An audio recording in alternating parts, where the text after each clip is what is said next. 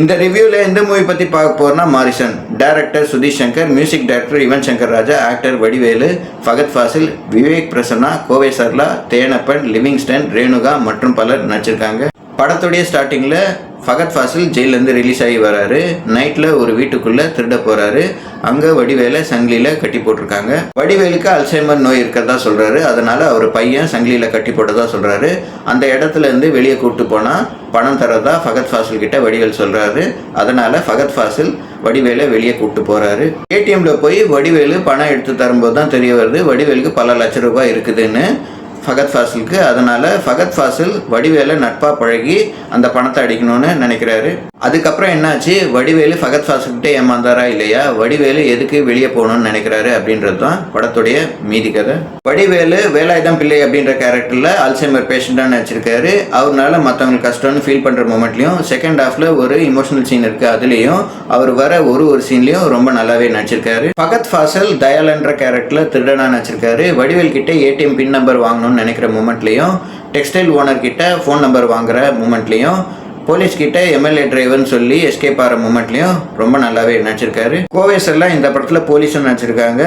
அவங்க ஒரு சில சீன் தான் வராங்க. இருந்தாலும் எனக்கு பேத்தி பிறந்திருக்கான்னு வடிவேல் கிட்ட ஸ்வீட் கொடுக்குறாங்க. அந்த சீன் ரொம்ப நல்லாவே இருந்துச்சு.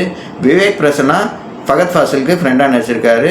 அவர் வைட்டல் ரோல் ப்ளே பண்ணுறாரு இந்த படத்தில். அதர் கேரக்டர்ஸில் வந்த ஆக்டர் ரேணுகா ஃபகத் ஃபாசிலுக்கு அம்மாவை நடிச்சிருக்காங்க. லிவிங்ஸ்டன் வடிவேலுக்கு மச்சானா நடிச்சிருக்காரு. தேனப்பன் போலீஸன் நடிச்சிருக்காரு. எல்லாருமே கேரக்டர்ஸை ரொம்ப நல்லாவே பண்ணியிருக்காங்க. படத்தோடைய பாசிட்டிவ் நெகட்டிவ் ரெண்டுமே பார்த்துடலாம். செகண்ட் ஹாஃபில் பழைய இளையராஜா சாங்கை ப்ளேஸ் பண்ண விதம் ரொம்ப நல்லாவே இருந்தது. இந்த மூவி ஃபகத் ஃபாசில் மூவி இல்லை, வடிவேலோட மூவி. அதில் ஃபகத் ஃபாசில் நடிச்சிருக்காரு அப்படின்ற லெவலில் வடிவேலோட கேரக்டர் இருந்தது. அவரும் நல்லாவே பெர்ஃபார்ம் பண்ணியிருந்தார். செகண்ட் ஹாஃபில் யூஸ்வலான ஃப்ளாஷ்பேக் மாதிரி இல்லாமல் பிரச்சனைக்கு உண்டான விக்டீமோட ஃப்ளாஷ்பேக்கை சொல்லாமல் இருந்தது. நல்லா தெரிஞ்சுது. அதுக்கப்புறம் ப்ரெடிக்டபுளாக ஆயிடுச்சு. இதுக்கப்புறம் இதுதான் நடக்க போகுதுன்னு ஈஸியாக கெஸ் பண்ணுற மாதிரி தான் இருந்தது. மெயின் வில்லனை ரிவீல் பண்ணும்போது மட்டும்தான் சஸ்பென்ஸ் ரொம்ப நல்லாவே ஒர்க் அவுட் ஆகிருந்தது. டைரக்டர் சுதீஷ் சங்கர் ஃபர்ஸ்ட் ஹாஃபில் ரோட் ட்ரிப் மூவி மாதிரி ஆரம்பித்து செகண்ட் ஹாஃபில் கிரைம் த்ரில்லராக மாற்றிட்டாரு. அதில் வெற்றி அடைஞ்சிருக்காருன்னு சொல்லலாம். இந்த படத்தில் ஒரு சமூக பிரச்சனையை சொல்லியிருக்காங்க. ரீசெண்ட் டேஸில் பல படத்தில் இந்த சமூக பிரச்சனையை காட்டியிருக்காங்க. மியூசிக் டைரக்டர் யுவன் சங்கர் ராஜா பிஜிஎம் ரொம்ப நல்லாவே போட்டிருந்தாரு. செகண்ட் ஹாஃபில் சஸ்பென்ஸ் த்ரில்லராக மாறும்போது அதுக்கேற்ற மாதிரி பிஜிஎம் ரொம்ப நல்லாவே பண்ணியிருக்காருன்னு சொல்லலாம்.